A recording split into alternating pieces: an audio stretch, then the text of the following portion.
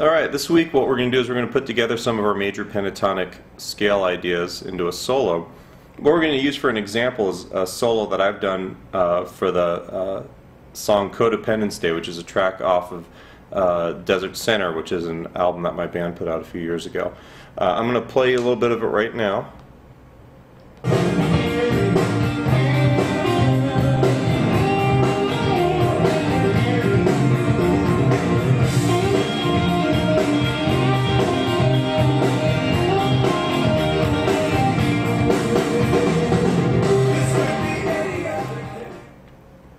Alright, so there we have just that little solo section.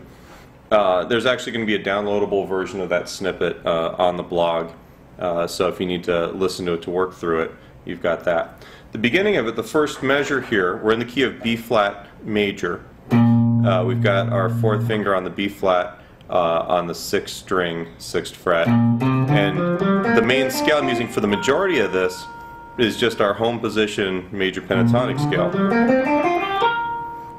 I'm adding the 4th note of the scale. We've talked about this before a little bit, and we're going to do some hybrid picking. Most of it's just real simple bending notes, real simple idea.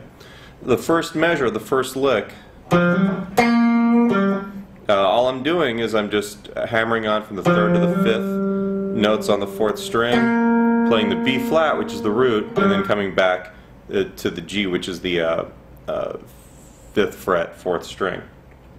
The second measure, I'm going to bend the 5th fret up a whole step, hold it, and get my pinky on this F, which is the 6th fret, 2nd string. Kind of like a little fake pedal steel lick, but it goes by real quick. I just kind of like the sound there. The third measure, right there, what we have is I'm going to bend, kind of like what we did before, where you're going to bend the 6th fret, 2nd string up a whole step, and then I've got my pinky on the 6th fret, 1st string, and then we just release it. And then I've got this, which apparently I do a couple times in this. You're on the 3rd fret, 2nd string, you're going to hammer on and pull off of the 4th fret. So, and this is the major 3rd of the scale, 4th of the scale. Alright, and then on the 3rd string, 5th fret, 4th string, 5th fret, and then returning back to the root here. So it kind of has a nice resolution phrase right there. So played together we have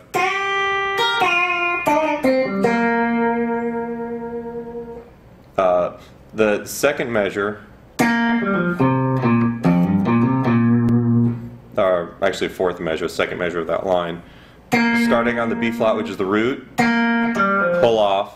I actually slide down into the 3rd fret. It's not written that way in the notation, and then hammer on, hammer and pull, and that once again we're ending on the root here. It's very much like. Now, probably the funnest lick of this whole deal is this hybrid picking lick that I've got.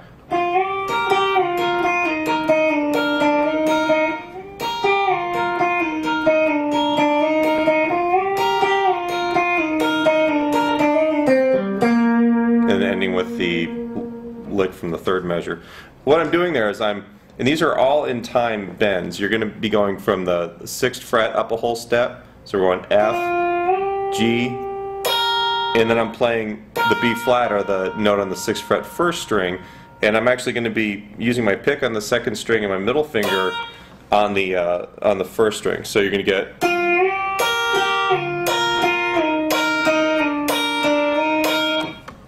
The right hand is actually not too hard. You just have to not try and pick the whole thing with the pick.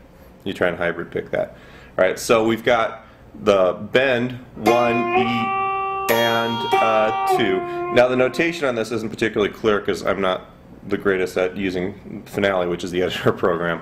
So we've got the bend, we play it, we hold it, we play the note on the 1st string, and then we pick the bend that we're still holding and release it. And then we play the note on the 1st string, and then we pull off from the 6th fret to the 4th fret, play the 1st string, slide from the 4th to the 3rd, 1st string, and then slide up again. So we have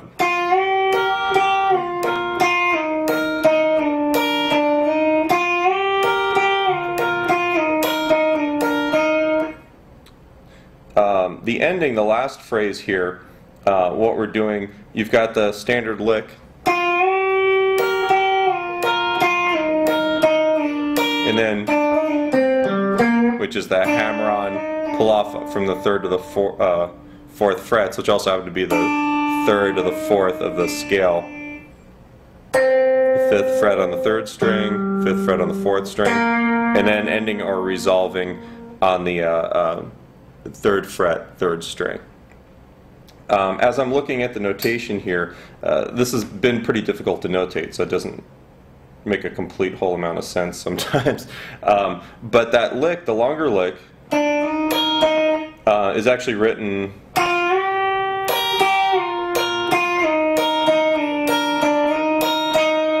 I was actually putting an extra slide in there.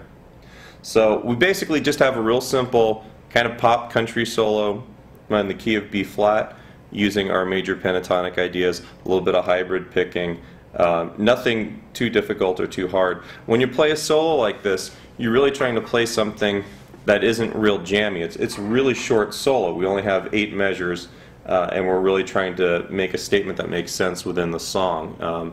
When I play the song live, I generally tend to just play the recorded solo. I don't do anything different or weird. And part of that is because it was a pretty strong melodic solo within the song, to the point where if I play it differently on a show, the people that actually know what the song should sound like feel like I'm not playing the song. And I kind of feel like I'm not playing the song either. It just doesn't make a whole lot of sense. It's kind of become another melody or part of the tune.